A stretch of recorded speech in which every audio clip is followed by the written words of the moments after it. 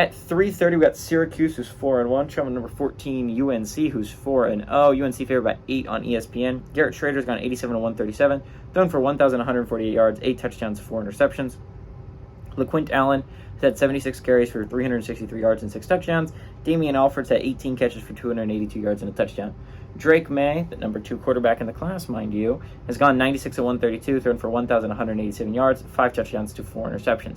Weird touchdown to interception ratio if you're Drake May, but a lot of those interceptions were a little bit fluky. Omarion Hampton has had 73 carries for 383 yards and 7 touchdowns, and J.J. Jones had 16 catches for 296 yards.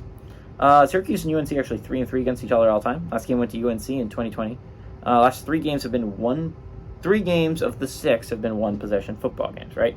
Syracuse is 2-1 when it's a 1-possession football game against UNC.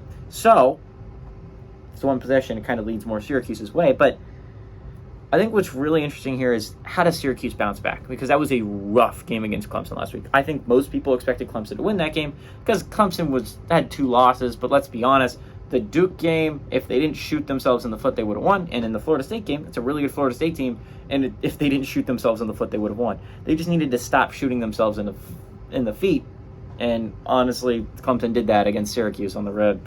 Now Syracuse goes on the road in an elimination game, chance to be eliminated from playoff contention against UNC. And this is a big game all of a sudden if you're the Orange. I mean, it was going to be a big game regardless. You're going to UNC.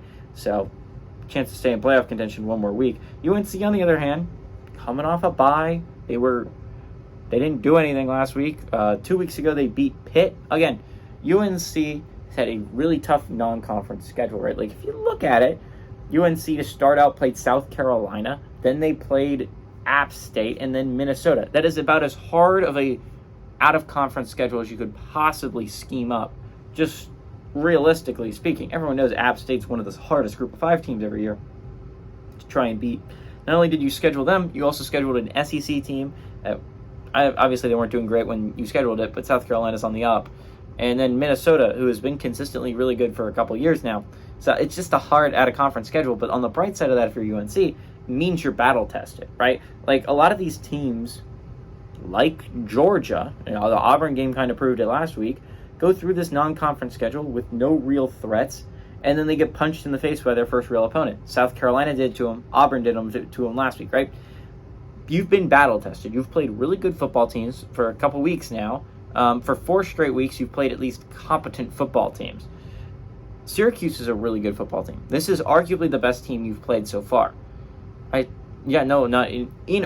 They are better than Minnesota. They are a better team than Pitt. They are a better team than App State, and they are a better football team than South Carolina. This is a really good Syracuse team, and this is a team that wants to bounce back. This is a big game for Syracuse, right? If you bounce back, you're back up there. You're back up there with everyone else.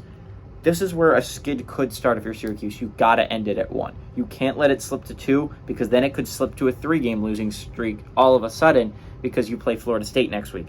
It's a big game for Syracuse. It's a big game for UNC. I think UNC wins it, but I think Syracuse keeps it tight. Give me Syracuse to cover, but UNC to win.